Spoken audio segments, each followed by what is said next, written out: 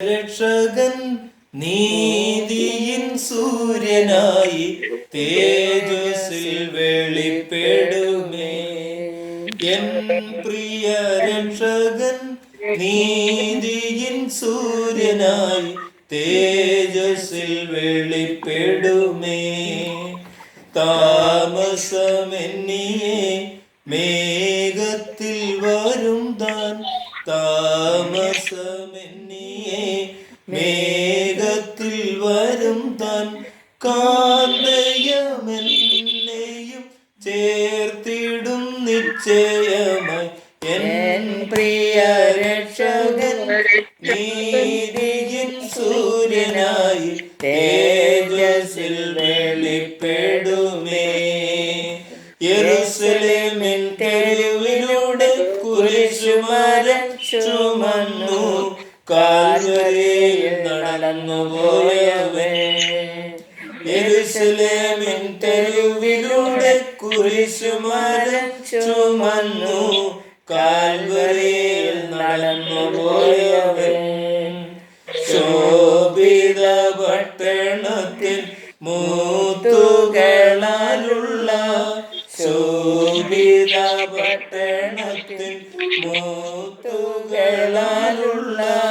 വീടുകൾ തീർത്തിട്ടു വേഗത്തിൽ വരുമവൻ. എൻ പ്രിയ രക്ഷകൻ നീതിയിൻ സൂര്യനായി തേജസ്സിൽ വെളിപ്പെടുമേ. എൻ പ്രിയ രക്ഷകൻ നീതിയിൻ സൂര്യനായി തേജസ്സിൽ വെളിപ്പെടുമേ. ദൈവനാമത്തിന് മഹത്വം ഉണ്ടാകട്ടെ. पिता पुत्र पवित्र आत्मा को स्तुति हो। आज भी परमेश्वर के सन्निधि में आराधना परमेश्वर को देने के लिए हमें परमेश्वर लेकर आया, इसके लिए धन्यवाद करते हैं। हालेलुया। परमेश्वर, महान परमेश्वर को, सर्वशक्तिमान परमेश्वर को आराधना देने के लिए आज का दिन भी थोड़ा समय निकालने के लिए परमेश्वर हमें कृपा किया, इसके लिए धन्यवाद। कल हमने चिंता कर रहा था परमेश्वर का, परमेश्वर में एकाग्रत हृदय जिसको है वो परफेक्ट मनुष्य रहेगा। और हमने चिंता किया उनका हृदय टूटा हुआ ब्रोकन हृदय रहेगा करके हमने चिंता कर रहा था। അപ്പം ഹൃദയം നുറുങ്ങിയവർക്ക് ദൈവം സമീപസ്ഥൻ. ഹല്ലേലൂയ. ഹൃദയം നുറുങ്ങിയവർക്ക് യഹോവ സമീപസ്ഥൻ. ഹല്ലേലൂയ. അപ്പം നുറുങ്ങിയ ഹൃദയമുള്ളവൻ ആരാണ്? പെർഫെക്റ്റ് മനുഷ്യനാണ്, പെർഫെക്റ്റ് ഹൃദയമുള്ളവനാണ്, ദൈവവുമായിട്ടൊരു അടുപ്പമുള്ളവനാണ്. ഒരു നുറുങ്ങുന്ന ഹൃദയമുള്ളവൻ, കരയുന്ന ഹൃദയമുള്ളവൻ, മറ്റുള്ളവരുടെ ആത്മീയ നിറവിന് വേണ്ടി, മറ്റുള്ളവരുടെ അനുഗ്രഹത്തിന് വേണ്ടി, മറ്റുള്ളവരെ ദൈവത്തിലേക്ക് അടുപ്പിക്കുന്നതിന് വേണ്ടി ഒരു നുറുങ്ങിയ ഹൃദയത്തോടെ പ്രാർത്ഥിക്കുന്ന ഒരു മനുഷ്യനാണ് ദൈവത്തോട് ഏകാഗ്രപ്പെട്ട് ജീവിക്കുന്ന മനുഷ്യൻ. ഹല്ലേലൂയ, സ്തോത്രം. ആ മനുഷ്യനെ കുറിച്ച് നമുക്ക് ഇന്നലെ പഠിപ്പിച്ചത് കർത്താവായ യേശു ക്രിസ്തു മാർത്തയുടെയും മറിയയുടെയും ഭവനത്തിൽ ചെന്ന് തങ്ങളുടെ സഹോദരൻ മരിച്ച അവസ്ഥയെ കണ്ട്, അല്ലെങ്കിൽ അവന് മരിച്ചിട്ട് 4 നാളായി എന്ന് പറഞ്ഞ് സഹോദരികൾ കരയുന്നത് കണ്ടിട്ട് അവരോടൊപ്പം കരയുന്ന കർത്താവായ യേശുവിനെ നമ്മൾ കണ്ടു. ഹല്ലേലൂയ. അപ്പോൾ നുറുങ്ങിയ ഹൃദയമുള്ളവന് ഉയർപ്പിക്കാൻ കഴിയും, മരണത്തിൽ നിന്ന് വിടുവിക്കാൻ കഴിയും, രോഗത്തിൻ്റെ ശക്തിയെ അഴിക്കാൻ കഴിയും എന്നൊക്കെ നമ്മൾ കേട്ടു. ഹല്ലേലൂയ. നമ്മൾ വായിക്കുകയായിരുന്നു സങ്കീർത്തനം 51 17 18 വചനം നമ്മൾ വായിച്ചു. 17 18 വചനത്തിൽ പറയുകയാണ്, ദൈവത്തിൻ്റെ ഹനനയാഗങ്ങൾ തകർന്നിരിക്കുന്ന മനസ്സ്, തകർന്നു നുറുങ്ങിയിരിക്കുന്ന ഹൃദയത്തെ ദൈവമേ നീ നിരസിക്കുകയില്ല. ഹല്ലേലൂയ. हिंदी में जरा पढ़िए। परमेश्वर के लिए क्या याग अर्पण हम करने का है, क्या बलि चढ़ाना का है, कैसा बलि चढ़ाने का है, क्या है परमेश्वर के लिए मनुष्य दे सकते हैं, वो बलि क्या है, वो उधर लिखा है। 17वें वचन पढ़िए। टूटा मन परमेश्वर के योग्य बलिदान है। हाँ। हे परमेश्वर, तू टूटे और पीसे हुए मन को तुच्छा नहीं जानता। हालेलुया। हालेलुया। परमेश्वर के लिए जो बलिदान हम अर्पण करते हैं, तो हमारा पैसा का बलि परमेश्वर को चाहता नहीं। परमेश्वर चाहते हैं टूटा हुआ मन से प्रार्थना करने वाला एक व्यक्ति बनने का। हालेलुया। टूटा हुआ हृदय से प्रार्थना करने वाला व्यक्ति को परमेश्वर कैसा स्वीकारते है? एक बलि का रूप से स्वीकार करता है। ये बलि का रूप से हम जब तक परमेश्वर स्वीकारता नहीं है, तब तक हमारा जीवन में कोई अनुभव हमें मिलेगा नहीं. ഹല്ലേലൂയ. നുറുങ്ങിയ ഹൃദയത്തോട് പ്രാർത്ഥിക്കുന്ന മനുഷ്യരായി നമ്മൾ മാറണം. അവിടെ വീണ്ടും उसका 18वें वचन में लिखा है, वो टूटा मन किसके अंदर है, उसके ऊपर परमेश्वर का प्रसन्नता आ जाता है करके लिखा है. हिंदी में पढ़िए. प्रसन्न होकर सिय्योन की भलाई कर, यरूशलेम की शहरपनाह के तू बना. हालेलुया. पर मैं यरूशलेम को बनाओ और सियोन के लिए भलाई करो और परमेश्वर को प्रसन्न होने वाला प्रवृत्ति करते रहो करके बोलते हैं. तो सिर्फ टूटा मन से प्रार्थना करने वाला नहीं, परमेश्वर को प्रसन्न होने वाला प्रवृत्तियां में करना मांगते हैं और सियोन के लिए भलाई करना मांगते हैं. सियोन के लिए भलाई करना बोलेगा तो प्रभु का सियोन राज्य के लिए तैयार होने के लिए, अनेक को तैयार करने के लिए वो लोग को भलाई करो, वो लोग को उसके लिए सहायता करो करके बोल रहे. सियोन में अनेक लोगों को पहुंचाने के लिए हम भलाई करने वाला बनने का, और बोलते यरूशलेम का दीवार को बनाने वाला बनना मांगते हैं. हालेलुया. यरूशलेम क्या है? यरूशलेम बोलेगा तो हमारा घर है. हालेलुया. पहले हमारा घर का चारों तरफ का दीवार को स्ट्रॉन्ग बनाओ. हालेलुया.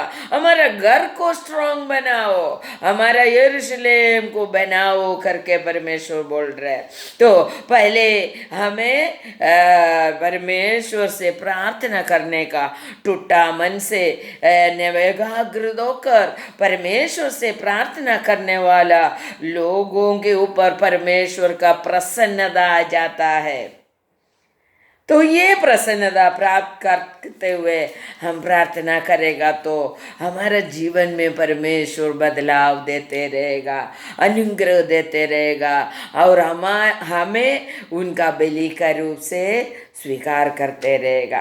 और नेहम्या प्रवचन हम पढ़ेगा तो वो टूटा मन से यरूशलेम का चर्च के लिए रोया हुआ एक व्यक्ति है, नेहम्या करके अपने को मालूम है. नेहम्या का 2 अध्याय का 13वें वचन से हम पढ़ेगा तो उधर हमें वो नेहम्या कितना टूटा हुआ मन से परमेश्वर से प्रार्थना किया. नहीं तो परमेश्वर का विषय में नेहम्या को कितना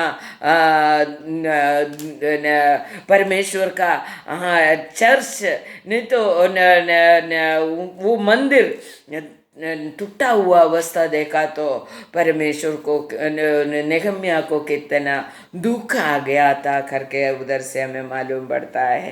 जरा पढ़ेंगे नेहम्या 2 अध्याय का 13वें वचन पढ़िए. 13 से 15 तक. दूसरा अध्याय कौन सा? 2 अध्याय. हाँ. मैं रात को तराई के फाटक में होकर निकला और अजगर के सोते के और कूड़ा फाटक के पास गया और यरूशलेम की टूटी पड़ी हुई शहरपना और जल फाटकों को देखा। तब मैं आगे बढ़कर सोते के फाटक और राजा के कुंड के पास गया, परंतु मेरी सवारी के पक्षु के लिए आगे जाने को स्थान न था। तब मैं रात नाले से होकर शहरपनाह के देखता हुए चढ़ गया, फिर घूमकर तराई के फाटक से भीतर आया और इस प्रकार लौट गया।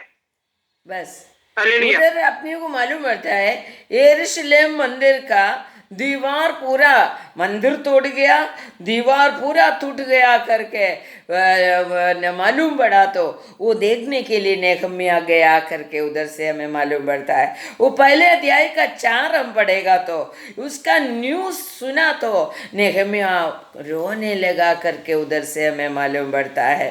तो परमेश्वर के सन्निधि में, परमेश्वर का विषय में, नहीं तो परमेश्वर का मंदिर के विषय में, नहीं तो सुसमाचार का विषय में हम कितना टूटा हुआ मन लेकर घूमता है, ये परमेश्वर देखते हैं। हालेलुया।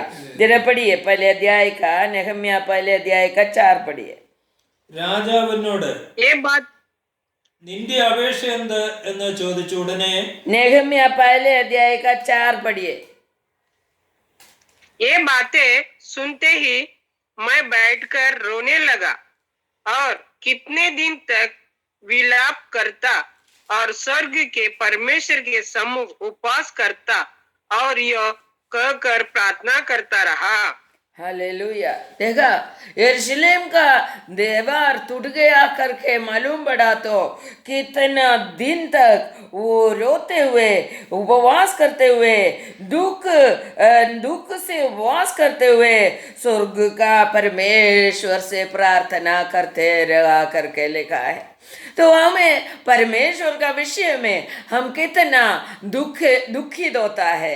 मनुष्य जो परमेश्वर को जानता नहीं है, जो मनुष्य नित्य नाश में जाता है, वो मनुष्य के बारे में हमें कितना दुख है।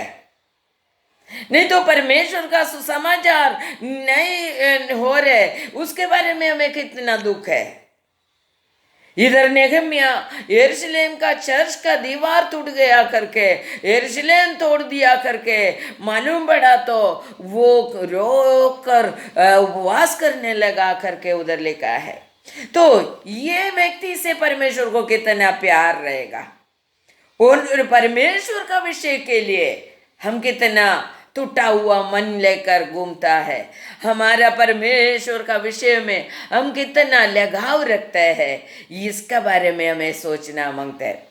हम अपना घर का विषय में टूटा मन लेकर घूमते हैं, मगर इधर नेहम्याह स्वर्ग का विषय में, नहीं तो परमेश्वर का मंदिर का विषय में, चर्च का विषय में, सुसमाचार का विषय में, प्रार्थना जीवन को बढ़ाने का विषय में, उपवास करने का विषय में वो बहुत टूटा हुआ मन लेकर घूमता था। हालेलुया।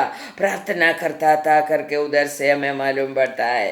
നുറുങ്ങിയ ഹൃദയത്തോടെ പ്രാർത്ഥിക്കുന്നത് ഏത് വിഷയത്തിന് വേണ്ടിയാണെന്ന് ദൈവം നോക്കുന്നുണ്ട്। ഹല്ലേലൂയ। हमारा हृदय के अंदर दुख है, मगर कौन सा विषय के ऊपर हम दुखी दे करके परमेश्वर वाचिंग करता है। हमारा सिर्फ दुनियादारी का विषय में हम दुखी है तो परमेश्वर को इतना चिंता नहीं आएगा।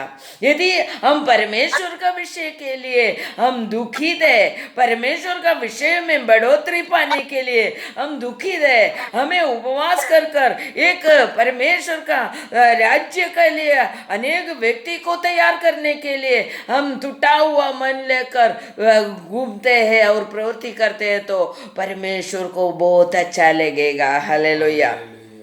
നമ്മുടെ നുറുങ്ങിയ ഹൃദയം ഏത് വിഷയത്തിലാണ്? നമ്മുടെ വീട്ടു വിഷയത്തിലാണെങ്കിൽ ദൈവത്തിന് ഇത്രയും വലിയ കാര്യം വരത്തില്ല. ഹല്ലേലൂയ. നമ്മൾ നുറുങ്ങി കരയുന്ന ഒരു വ്യക്തി ദൈവ വിഷയവുമായി സമ്പന്നതയ്ക്ക് വേണ്ടി നുറുങ്ങിക്കരയുന്ന ഒരു വ്യക്തിയുടെ വീട്ടിലെ പ്രശ്നങ്ങൾ കർത്താവ് നോക്കിക്കോളും. ഹല്ലേലൂയ. ദൈവവിഷയവുമായി, എൻ്റെ മക്കളെ ദൈവവിഷയവുമായി സമ്പന്നരാക്കണമെന്ന് നുറുങ്ങിക്കറിയുന്ന എത്ര പേരുണ്ട്. മേരാ बच्चों को परमेश्वर का विषय में बढ़ाने के लिए कोशिश करते हुए और प्रार्थना करते हुए, उसको वचन बोल के देते हुए, उसको वचन समझाते हुए कितना लोग रोते हैं। ये विषय में हम रोते हैं तो परमेश्वर हमारा घर का विषय परमेश्वर देखेगा। हालेलुया। हमारा जीवन में आजकल का टूटा हुआ मन कौन सा चीज के लिए है? हमारा बच्चे लोग का विषय में काम मिलना मांगते हैं, अच्छा धन दौलत कमाना मांगते हैं, नहीं तो अच्छा जीवन होना मांगते हैं, बड़ा घर लेना मांगते हैं। ये विषय में हम बहुत टूटा हुआ मन लेकर घूमता है और प्रार्थना भी करता है, मगर परमेश्वर का विषय के लिए नेहम्याह के समान हम प्रार्थना करने के लिए तैयार है क्या? नेहम्याह अपना खुद का विषय के लिए नहीं, टूटा हुआ मन लेकर उपवास किया। वो परमेश्वर का मंदिर के विषय में, चर्च का विषय में वो उपवास किया करके उधर लिखा है। तो हमारे जीवन में हमारा हम 51 भजन संगीता में हमने पढ़ा 17वीं वचन में, ദൈവത്തിൻ്റെ ഹനനയാഗങ്ങൾ തകർന്നിരിക്കുന്ന മനസ്സും തകർന്നു നുറുങ്ങിമിരിക്കുന്ന ഹൃദയത്തെ ദൈവമേ നീ നിരസിക്കുകയില്ല. അപ്പൊ ഹനനയാഗങ്ങളായി ദൈവത്തിന് വേണ്ടി അർപ്പിക്കുന്നത് ഈ നുറുങ്ങിയ ഹൃദയത്തോടുകൂടി ദൈവവിഷയവുമായി സമ്പന്നരാകുവാൻ വേണ്ടി, അല്ലെങ്കിൽ ദൈവത്തിന് വേണ്ടി ജീവിക്കാൻ വേണ്ടി, സ്വർഗരാജ്യ പ്രാപ്തിക്ക് വേണ്ടി നുറുങ്ങിയ ഹൃദയത്തോട് പ്രാർത്ഥിക്കുകയും യാഗമായി സ്വയത്തെ സമർപ്പിക്കുകയും ചെയ്യുന്ന ഒരു വ്യക്തിയുടെ ഹൃദയം നുറുങ്ങിയാൽ ദൈവം അടങ്ങിയിരിക്കുകയില്ല. ഹല്ലേലൂയ. परमेश्वर का विषय के लिए हम इतना टूटा हुआ मन लेकर हम प्रार्थना करेगा तो परमेश्वर शांति से नहीं बैठेगा। नेहम्याह का विषय हम देखेगा तो उसका दूसरा अध्याय का 20 हम पढ़ेगा तो उधर देखते हैं। तब मैंने उनके उत्तर देकर उनसे कहा, स्वर्ग का परमेश्वर हमारा काम सफल करेगा, इसीलिए हम उसके दास कमर बांध कर बनाएंगे, परंतु यरूशलेम में तुम्हारा ना तो कोई भाग, ना हक्का और ना रामारक है। हालेलुया। उधर बोलते यरूशलेम में तुम्हें कोई हिस्सा नहीं मिलेगा, मगर यरूशलेम बनाने में तुम्हें उत्साहित होना पड़ेगा। अपना परमेश्वर वो कर देगा। हम सब विषय के लिए हम प्रार्थना करते हैं, मुझे कुछ मिलना मांगते हैं, ये इच्छा रखकर रोते रहते हैं। मगर नेहम्याह रोते क्यों, उपवास करते क्यों? वो परमेश्वर यरूशलेम का मंदिर को बनाना मांगते हैं, चर्च को बनाना मांगते हैं, टूटा हुआ दीवार को बनाना मांगते हैं, और परमेश्वर वो कर देगा करके विश्वास रखकर वो बोल रहा है। हम दास लोग सब उठकर वो दीवार को बनाएगा, मगर उधर फिर से एक सेंटेंस बोल रहे हैं, तुम लोगों को कोई हिस्सा उसमें नहीं मिलेगा.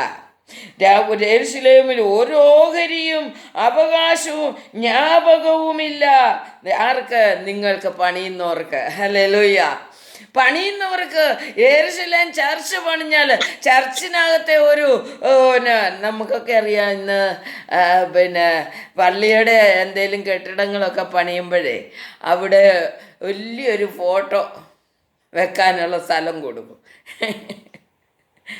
चर्च हमारा गवर्नमेंट जो चर्च बनाया, उसका जो बड़ा हॉल बनाया, तो वो पैसा जो खर्चा करता है, वो पैसा देने वाला का फोटो, बड़ा फोटो रखने के लिए इतना पैसा देना पड़ेगा, छोटा फोटो रखने के लिए इतना पैसा देने वाले पड़ेगा, ऐसा नियम रखता था.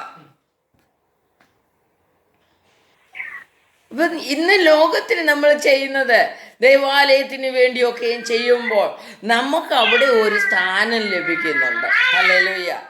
എന്നാൽ യെരൂശലേം ദേവാലയത്തിൻ്റെ ദിവാർ അല്ലെങ്കിൽ ഭിത്തി പണിയുന്ന സമയത്ത് അവിടെ നെഹമ്യ പറയാണ്, നിങ്ങൾക്കതിനകത്തിൽ ഒരു ഓഹരിയുമില്ല. ദൈവത്തിൻ്റെ ആലയത്തിന് വേണ്ടി അല്ലെങ്കിൽ ദൈവവേലയ്ക്ക് വേണ്ടി നമ്മൾ ചെലവിടുന്നുവെങ്കിൽ അത് ചെലവായി പോവുകയുള്ളൂ. അതിനകത്ത് നമുക്ക് ഓഹരി ലഭിക്കാൻ വേണ്ടി ആയിരിക്കരുത് നാം ചെയ്യുന്നത്. ഹല്ലേലൂയ.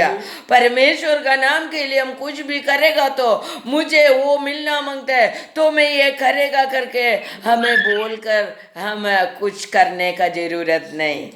इधर नेहम्या बोल रहे, हम उठकर हम 10 लोग सब मिलकर ये दीवार बनाएगा, मगर तुम लोगों को एक भी हिस्सा इसमें कोई अधिकार अवकाश नहीं मिलेगा. हालेलुया. फिर भी परमेश्वर के लिए जीने के लिए, परमेश्वर के लिए प्रवृत्ति करने के लिए नेहम्या रो रो कर प्रार्थना कर कर राजा से, वो दूसरे अध्याय का 1 से लेकर 20 तक हम पढ़ेगा तो उधर से हमें मालूम पड़ता है नेहम्या ये अधिकार, ये दीवार बनाने के लिए, यरूशलेम चर्च का दीवार बनाने के लिए जो अधिकार मिलने के लिए राजा के पास गया. राजा उसका मुंह देखकर, उसका रोया हुआ मुंह देखकर, उसका दुख से भरा हुआ मुंह देखकर राजा पिघल गया करके उधर से हमें मालूम पड़ता है.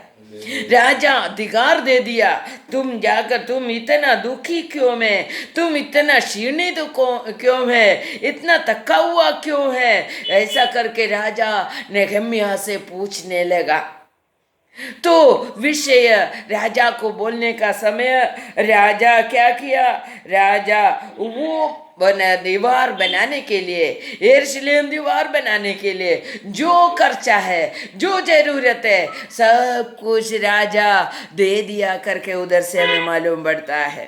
तो हम कितना मेहनत से, टूटा हुआ मन से परमेश्वर का विषय में हम प्रार्थना करता है, उसी हिसाब से परमेश्वर हमारा भी जीवन का विषय में परमेश्वर प्रवृत्ति करेगा. നമുക്ക് ഒരു ഏകാഗ്രമായ ഹൃദയമില്ല എങ്കിൽ ഈ വിഷയത്തിൽ നമ്മൾ മുന്നോട്ട് പോകുവാൻ കഴിയുകയില്ല. ദൈവവുമായിട്ടുള്ള ഈ ഒരു ഏകാഗ്ര ഹൃദയമുള്ളവന് മാത്രമേ ദൈവവിഷയവുമായിട്ട് സമ്പന്നരാകുവാനും ദൈവവിഷയത്തിന് വേണ്ടി ചെലവായി പോകാനും മനസ്സ് വയ്ക്കുകയുള്ളൂ. ഹല്ലേലൂയ. परमेश्वर से एक एकाग्र हृदय जो व्यक्ति को है, वो व्यक्ति को ही परमेश्वर का विषय में खर्चा करने के लिए भी और अपना खुद का शरीर से मेहनत करने के लिए भी परमेश्वर का विषय में हम आगे बढ़ेगा. नहीं तो हम आगे बढ़ेगा नहीं. क्योंकि നമുക്ക് ലാഭമുള്ളത് മാത്രം, നമുക്ക് ഈ ലോകത്തിൽ എന്തെങ്കിലും കിട്ടുമോ എന്നാൽ ഞാൻ പ്രാർത്ഥിക്കാം. നമുക്ക് ഈ ലോകത്തിൽ എന്തെങ്കിലും കിട്ടിയെങ്കിൽ മാത്രമേ നമ്മൾ പ്രാർത്ഥിക്കത്തുള്ളൂ. കിട്ടാൻ വേണ്ടി മാത്രം പ്രാർത്ഥിക്കുന്ന വ്യക്തിയാണ്. എന്നാൽ നെഹമ്യ അങ്ങനെയല്ല. ദൈവവുമായിട്ടൊരു ഏകാഗ്ര ഹൃദയമുള്ളത് കൊണ്ട് ദൈവം എൻ്റെ ഈ ലോകത്തിലെ ജീവിതത്തിന് ഒന്നും ലഭിച്ചില്ല എങ്കിലോ എൻ്റെ ദൈവത്തിൻ്റെ വിഷയവുമായി ഞാൻ പ്രവർത്തിക്കോ, ഞാൻ ദൈവവിഷയവുമായി ഞാൻ പ്രവർത്തിക്കൂ എന്നുള്ള ഒരു തീരുമാനമെടുക്കുക നെഹമ്യാവിന് കഴിഞ്ഞു എന്നുള്ളതാണ്. എന്തുകൊണ്ടാണ് അങ്ങനെ കഴിയുന്നത്? ആ ദൈവത്തോടുള്ള ആ സ്നേഹം, ആ ദൈവത്തോടുള്ള ആ സ്നേഹവും ആ ദൈവം നമ്മുടെ ജീവിതത്തിൽ പണ്ട് തന്നതിനെ ഓർത്ത്, അല്ലെങ്കിൽ നമ്മുടെ ജീവിതത്തെ ഓരോ ദിവസവും നടത്തുന്നതിനെ ഓർത്ത് നന്ദിയുണ്ടെങ്കിൽ മാത്രമേ നമുക്ക് അങ്ങനെയുള്ള ഒരു ജീവിതം ജീവിക്കുവാൻ കഴിയുകയുള്ളൂ. ഹല്ലേലൂയ. അതുകൊണ്ട് ദൈവസന്നിധി परमेश्वर का सन्निधि में हम एकाग्र हृदय परमेश्वर से एक हो जाएगा तो ही हम ऐसा विषय में आगे बढ़ेगा। तो परमेश्वर का विषय में हम आगे नहीं बढ़ते तो हमें वो चिंता नहीं है, तो खाली अपना रोग का विषय, नहीं तो हमारे बच्चों का विषय, उसका शादी का विषय, नहीं तो उसका मेहनत धन दौलत कमाने का विषय, ये विषय में हम टूटा हुआ रोते हुए प्रार्थना करेगा तो परमेश्वर को इतना दिलचस्प नहीं होएगा हमें सहायता करने के लिए। परमेश्वर का विषय के लिए हम रोएंगे, परमेश्वर का विषय के लिए हम प्रार्थना करेंगे, परमेश्वर का विषय के लिए हम उपवास करेंगे। मेरा जीवन के द्वारा परमेश्वर को यूज आना मांगते हैं, उसके लिए उपवास कर सकते हैं क्या? എന്റെ ജീവിതം ദൈവത്തിന് പ്രയോജനപ്പെടണമെന്നും പറഞ്ഞ് ആരെങ്കിലും ഉപവസിക്കാറുണ്ടോ? मेरा जीवन परमेश्वर के लिए उपयोगी बनना है, मेरा पैसा परमेश्वर के लिए उपयोगी बनना है, उसके लिए हम उपवास करेगा क्या? उसके लिए उपवास करेगा तो परमेश्वर को प्रसन्नता आएगा। ഹല്ലേലൂയ. ദൈവമേ, എൻ്റെ കയ്യിലിരിക്കുന്ന പൈസ ദൈവനാമത്തിന് പ്രയോജനപ്പെടണമെന്ന് പറഞ്ഞുകൊണ്ട് ഉപവസിക്കാൻ നമുക്ക് കഴിയുമോ? അങ്ങനെ ചെയ്യുമ്പോഴാണ് ദൈവത്തിന് നമ്മളോട് സന്തോഷമുണ്ടാകുന്നത്. ഹല്ലേലൂയ. അതുകൊണ്ട് ദൈവസന്നിധിയിൽ നമ്മൾ ഏകാഗ്ര ഹൃദയത്തോടെ പ്രാർത്ഥിക്കും. നമ്മുടെ വിഷയത്തിന് വേണ്ടി പ്രാർത്ഥിക്കുന്നവരായാൽ മാത്രം പോരാ, നെഹമ്യാവിനെ പോലെ അവൻ്റെ വിഷയത്തെ അവൻ മാറ്റിവെച്ചിട്ട് ദൈവ വിഷയത്തിന് വേണ്ടി ഇറങ്ങിത്തിരിച്ചതുപോലെ അനേകം പ്രശ്നങ്ങൾ അവൻ്റെ ജീവിതത്തിൽ നമുക്ക് അവിടെ കാണുവാൻ കഴിയും. നെഹമ്യാ का पुस्तक पढ़ेगा तो परमेश्वर का नाम के लिए, परमेश्वर का विषय के लिए अनेक व्यक्ति को परमेश्वर के और लेकर आने के लिए नेहम्या बहुत दुखी होकर उपवास कर प्रार्थना किया करके उधर से हमें मालूम पड़ता है।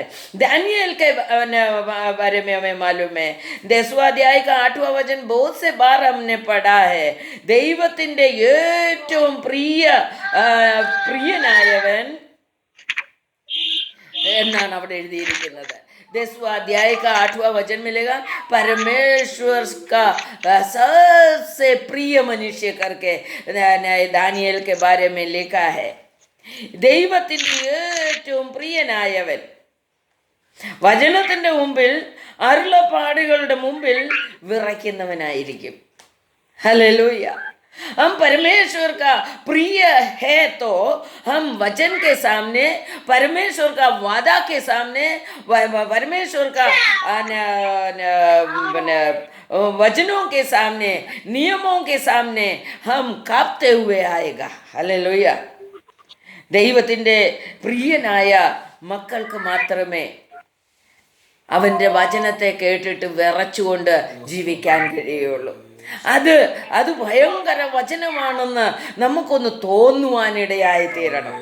ദൈവത്തിൻ്റെ വചനത്തിൻ്റെ മുമ്പിൽ വിറയ്ക്കുന്നവനായിരിക്കണം. ഒന്ന് വായിച്ചേ, 10वां अध्याय का 8वां वचन जरा पढ़ेगा तो अपने को मालूम पड़ेगा. जल्दी पढ़िए. तब मैं अकेला रहकर यह अद्भुत दर्शन देखता रहा, इससे मेरा बल जाता रहा, मैं बदूर हो गया और मुझ में कुछ भी बल न रहा. परमेश्वर का वाणी सुनने का समय അവന്റെ शक्ति, उनका शक्ति पूरा निकल जाता था करके बोल रहे. इतना वो डर गया, इतना कांपते हुए परमेश्वर का वचन सुना करके लिखा है उधर. अपना परमेश्वर का वचन सुनने का समय हमारे अंदर क्या डर आते हैं? क्या हम उस वचन के सामने कांपते हैं? क्या വിറയലോടുകൂടി കർത്താവിനെ സ്തുതിക്കണം. സ്വർഗത്തിലെ ദൂതന്മാര് വിറയലോടുകൂടി കർത്താവിൻ്റെ മുമ്പിൽ നിൽക്കുന്നത്. പിശാച് വിറയ്ക്കുന്നവനായിട്ടാണ് ദൈവത്തിൻ്റെ മുമ്പിൽ യോബിൻ്റെ കാര്യം പറയാൻ ചെന്നത്. ഹല്ലേലൂയ. പിശാചിന് ദൈവത്തെ ഭയമാണ്, ദൂതന്മാർക്ക് ദൈവത്തെ ഭയമാണ്. നമുക്ക് എത്ര ദൈവത്തെ ഭയമുണ്ട്? ദൈവത്തിൻ്റെ വചനം കേൾക്കുമ്പോൾ നാം എത്രത്തോളം ഭയപ്പെടുന്നുണ്ട്. ഉസ്കാ 10:11 जरा पढ़िए, दानियल का पुस्तक 10:11।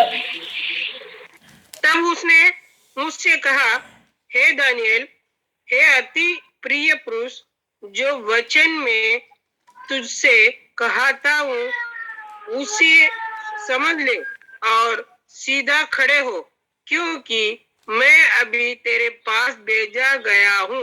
अब उसने मुझ में रहा वचन कहा, तब मैं खड़ा तो हो गया, परंतु थरथराता रहा। हालेलुया।